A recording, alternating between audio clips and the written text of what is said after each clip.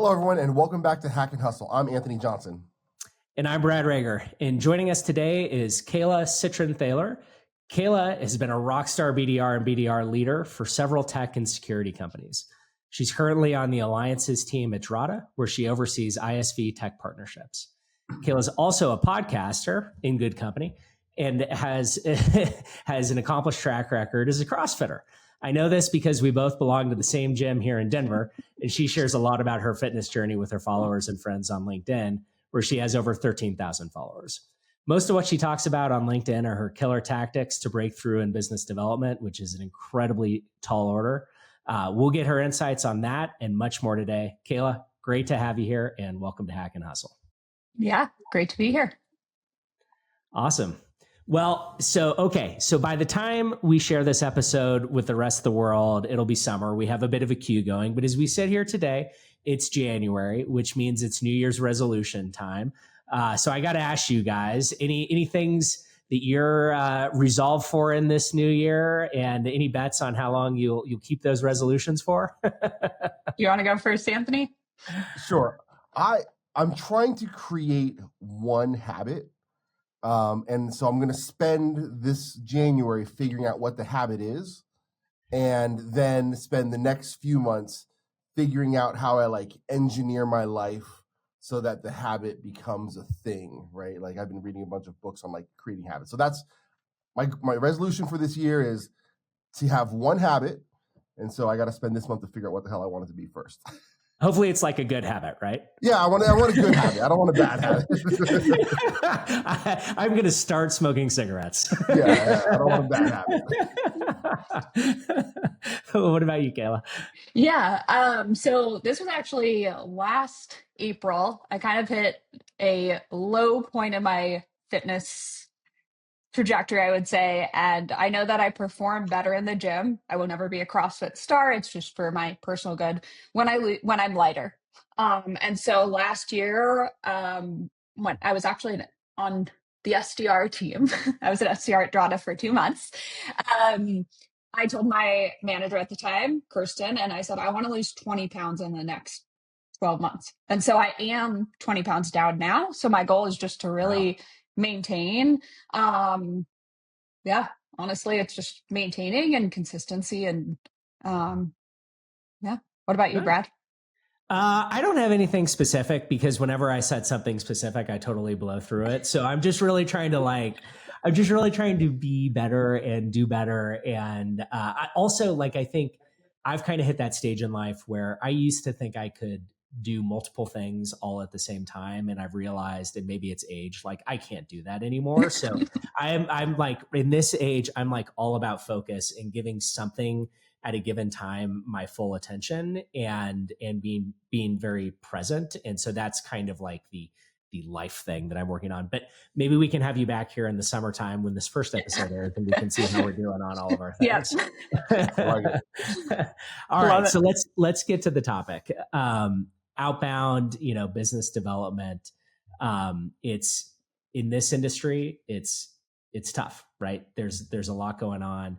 Maybe Kayla, can you kind of tell us a little bit about just your background and experience doing this, and we'll dive in. And I really want to spend the time talking about the how and some of the things that you bring to the table, and that you've really been training others to do through LinkedIn and other things that you do. But let's start there, maybe with a little bit of background.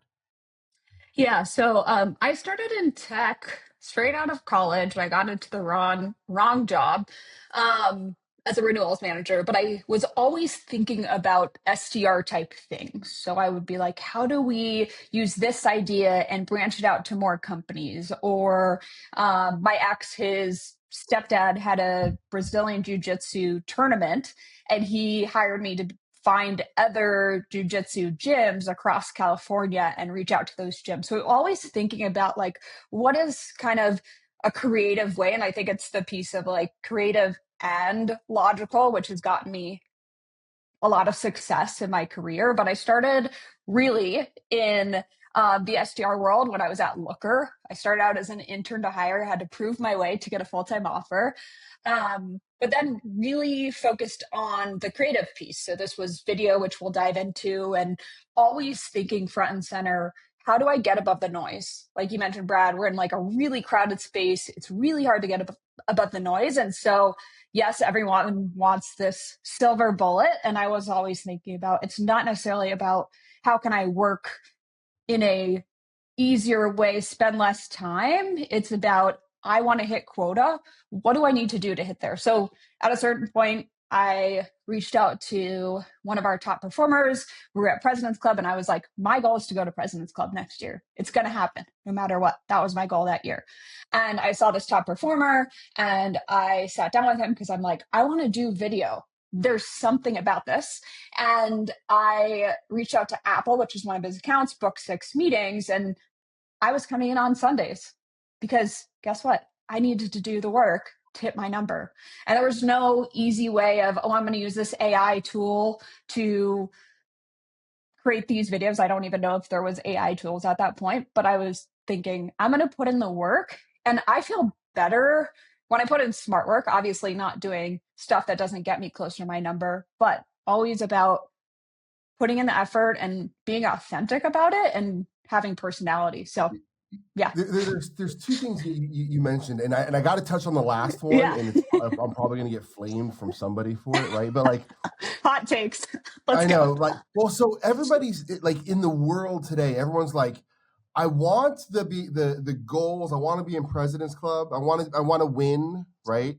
But I want perfect work-life balance, and I don't want to come in on Sundays. So the world's unfair because I can't get that without doing the work. And I think there's those of us who like actually had to do that. You're like, that's just what it takes, right? And you have to, I think, accept that.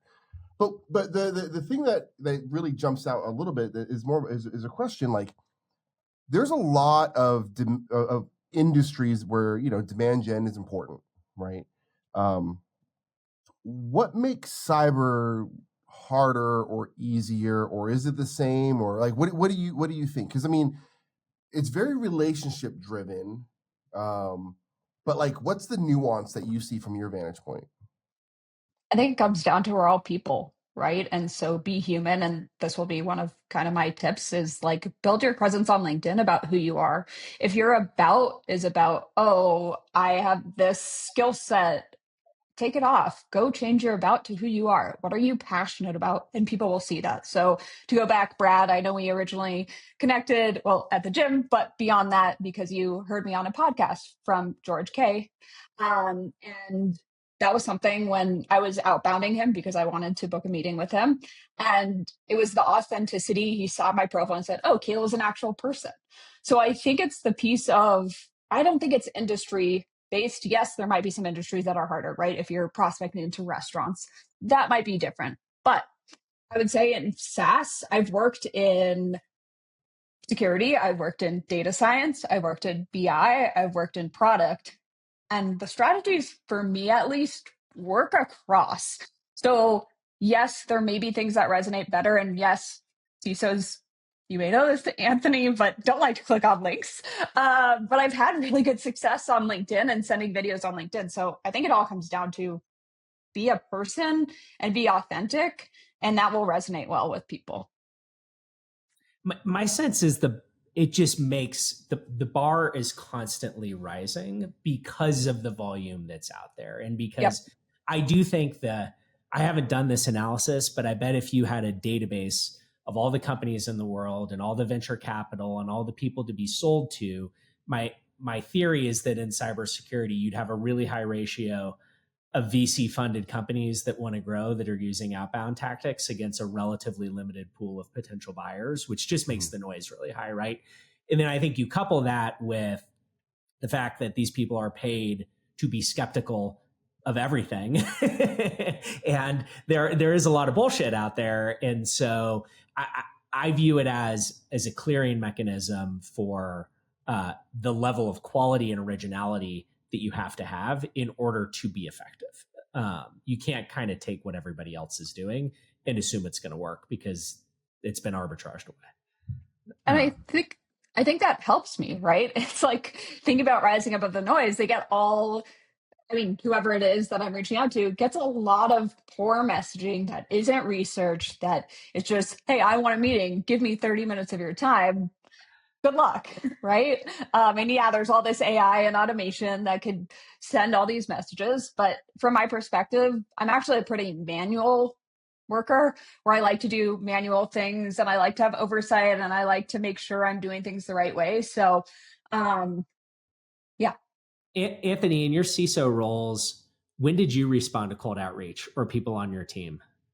So I was a bit different. What I would do is I would take vendor cold calls, but whenever somebody would call me, I'd tell them I take vendor cold calls on Tuesdays from 3 to 4. They can call me any Tuesday from 3 to 4. I'll give them 15 minutes if they get through, and that's how I kind of managed it. And it worked out really, really well. If they had a good pitch in those 15 minutes, then I'd set some time up and kind of go from there. I think a big component, though, of the relationship with vendors or potential vendors is one, and it's what Delve Risk is founded on, right? It's, do they know me? Do they know the company? Do they know how I operate, my ethos, all of those types of things? And being able to do that research for them is what we do. But two, like Kayla said, it's, are they connecting at a people level, right? And we saw this after the pandemic. I mean, everyone stopped traveling, got it. And then afterwards, though, there were sellers who were like, I'm not traveling again. I'm like, you're not going to hit your numbers then. Like, it's just, and everybody who was traveling was like, I'm having great quarters, great years. Like, because, we still long for that human connection in this digital world, right? And so I think that's important. Kayla, I guess, and I'm going to steal a little bit of the plan here, but like, what's the most important thing what's made you stand out? Because there's a lot of SDR outbound programs that just aren't the best. Well, I'll take it a step back. How many personalized research videos have you each gotten in your careers on LinkedIn? Couple. Yeah, not many. There you go. So that's one of the biggest ways that I've kind of rised above the noise is taking the extra step. And it takes me probably a minute and a half to record the video and send it. I also run a sequence in tandem, so I'm not just sending you the video. I then will send a personalized GIF and a whiteboard bump and doing a few things to remind you, hey, I'm here. I think it comes from a childhood kind of insecurity of I'm not enough. And so I need to hit quota because that is kind of my identity, which people can hate on that or not, but that's why I've been successful. And when I was in an SDR role, I never missed quota. With our current SDR team, even though I'm on the business development, I know those terms are interchangeable. I'm on our partnerships team. I do still do enablements for our SDRs because I think it's really important for them to get that skill set of how do I think outside of the box rather than just adding everyone into email. It's how do I do the research? So for example, with Drata, we help companies manage risk and frameworks. And so I think of it in a very scalable way of how do you do research? Does a company have frameworks or not? Great, cool. That takes you 2 seconds, maybe a little bit longer to do that research. And then I'll do enablement around workflows and efficiency. And that's what I'm thinking about always. And this may put myself on blast, but when I'm sending a video and I've done some research, I'm scanning it for that tie-in to Drata. I'm probably not listening to the whole thing, but I'm just like, what is that one tie-in that I can do to help connect the dots? But I think really at the end of the day, standing out is you have to do the extra work in my eyes, and it's personalized videos, GIFs, research, and just being a person, right? And being understanding. So maybe if I'm reaching out to a CISO and they're like, hey, timing's not right, a lot of times, and maybe people will push back on this, but I'll be like, great, cool. I'll reach out in 3 months. And I have a system for keeping track of those. So I don't know if that answered the question, but it does. It does. It's great. We're actually in conversations has been having for the last few months about Drata working with Delve Risk. So it's kind of love it. A lot of alignment there. So that's cool. Yes. So maybe let's talk about personalization for a minute. So in your experience, what types of personalization have resonated, right? Because I think you see in the world all sorts of attempts to people recognize personalization is important. And then everybody tries to automate the personalization. So it's like, oh, maybe if I can take the school that they went to and whether, they mentioned something about dogs in their LinkedIn scan that I've automated, maybe they'll reply, right? Like for you, what has been successful in terms of how you think about personalization? So I kind of bucket it. It goes from like hyper personalization to a little bit of personalization to like what I would say is kind of king or queen light personalization, and then personalization. This is the way I think about videos. So when I think about the first piece, it's like doing something creative based on your research. So, for example, I saw this when I was working at Domino. There was this data science leader, and he did a presentation called like 99 problems, but Spark and Databricks ain't one. And so I sent him a rap. I'm not good at rapping, but I sent him a rap, and he booked the meeting. And so that's what I would call hyper personalized, where you're doing something creative above and beyond. Then there's what I would say personalized, where it's you see an article, and with that article, you do some research and you tie it in. So, for example, I saw there was an article with Amtrak where Jesse, their CISO, was talking about something I think about like cloud, and so tied that in to draw it in. Really, that was my in.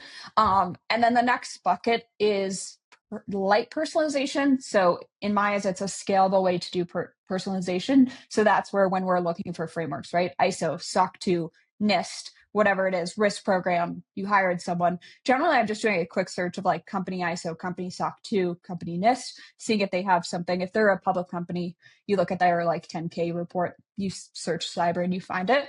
And if all else fails, you go persona based. What does this persona care about? What is their pain and how can we solve it? So I generally like to think about 4 buckets. I don't recommend the first bucket of hyper personalized unless it's a do or die account. This was Riot Games. I was like, this would be such a cool account. I need to get in. So that was super personalized. I put in more time for that.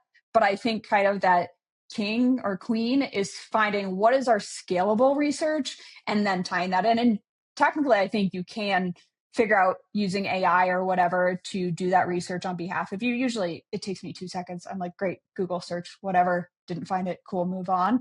So I think that kind of second to last bucket is ideal.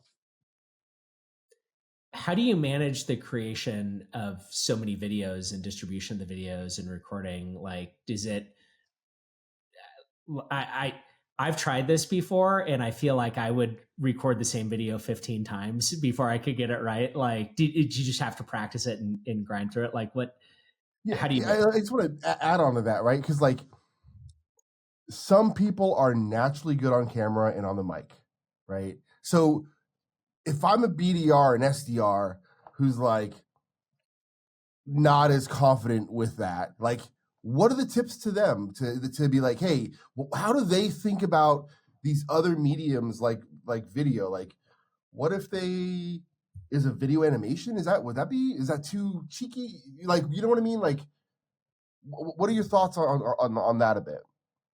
So I think both of you bring up a great point. Video's not for everyone. So that's something where like when I started out at Toronto, I was like, everyone has to do video because this works great for me.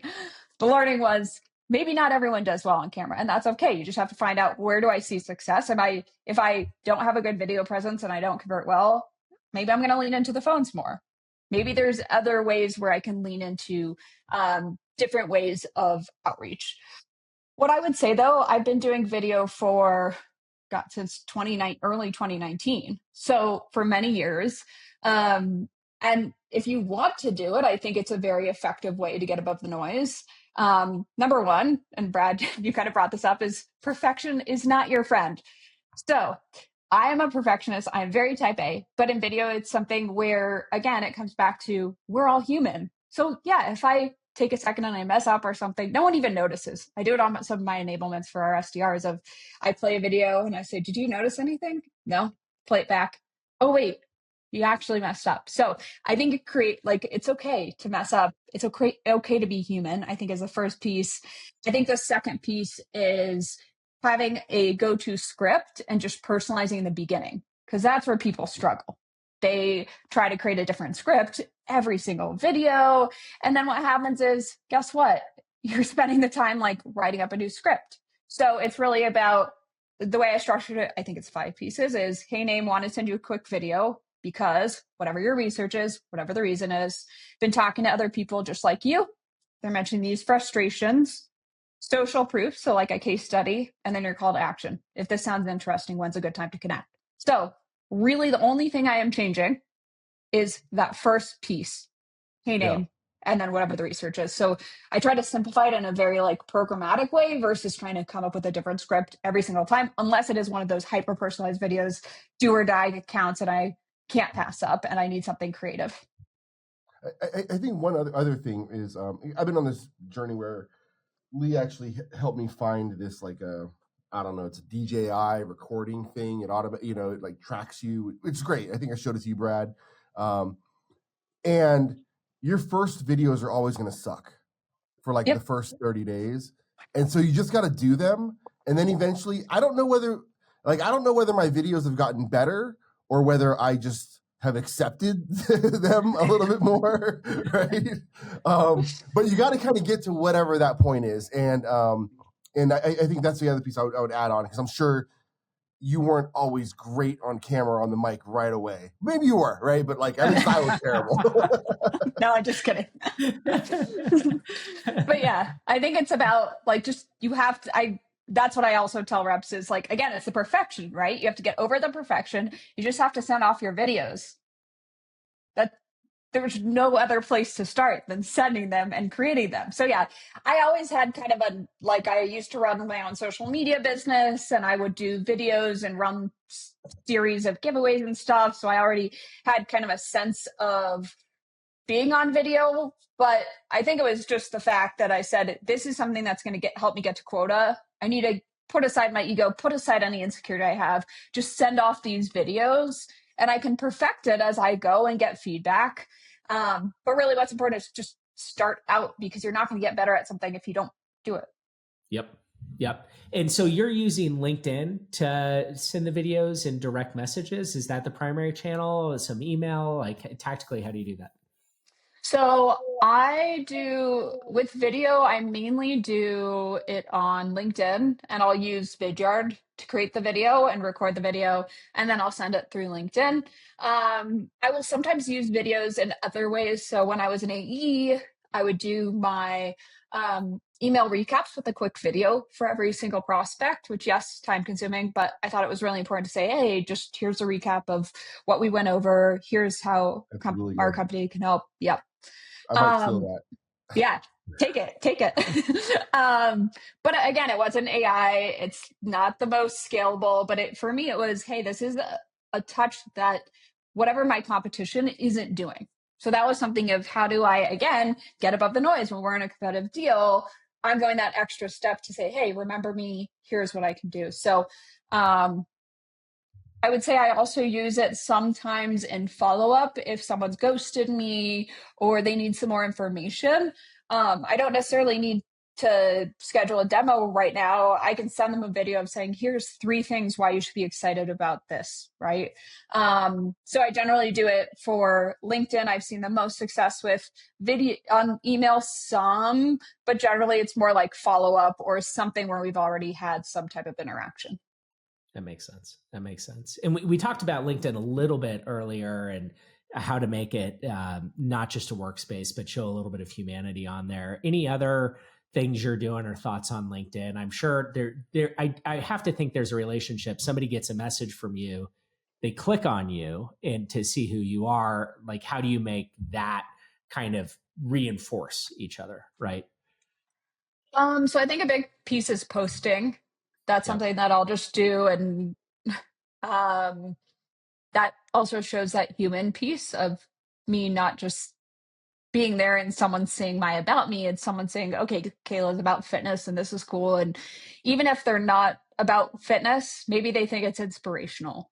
Or maybe there's something else there. So that's something also where I don't believe you have to post about work. For example, if I just start at Drata tomorrow, I don't know about the industry much. It would be hard for me to create thought leadership. But Yeah. I love CrossFit. I've been doing it for many years. Great. Start posting about CrossFit. So I think it's just that human piece of posting, reminding people you exist. Who are you? What are you passionate about? If someone has a problem with it, great. Bye. And just show them who you are. Nice. Awesome. This has been so good.